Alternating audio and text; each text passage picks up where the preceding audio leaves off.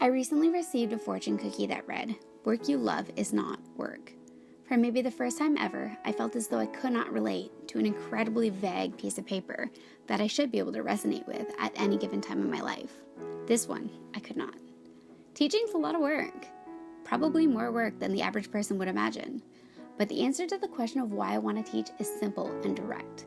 It's because I love it. I love it for all the reasons I always have. That answer has never swayed. I want a life, a career, where I get to contribute to a community that embodies my personal life philosophies every day. By staying true to myself, by continuing to push myself to be a stronger, more tenacious, courageous, kinder person every day. These are the things that really matter in life, and these are the things that I want my students to take forth. As a part of our digital literacies program, we were asked to create a digital poem. This is something that put me completely out of my element. I don't write poems, but this assignment resonated with me.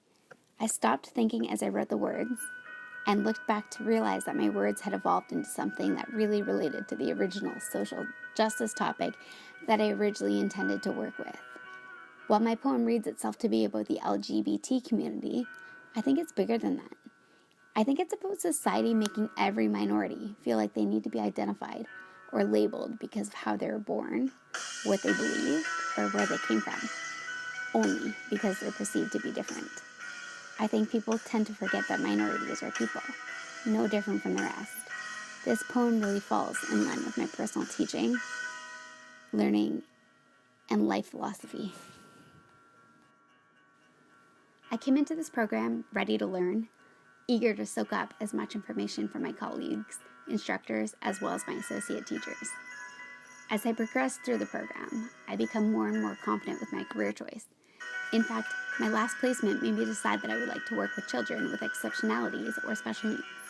I realized as I moved forward in this program that being a teacher is more about inspiring these tiny humans to be better people and less about simply meeting the expectations outlined by the government. As I move forward, continuing to learn more and more about myself, I'm learning that I tend to gravitate towards the students who struggle the most.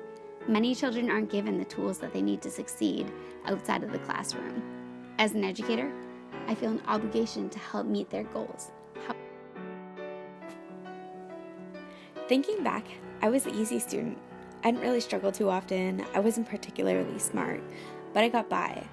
I did well in social settings and I was involved. But to put it simply, I wasn't a student that a teacher would typically worry about.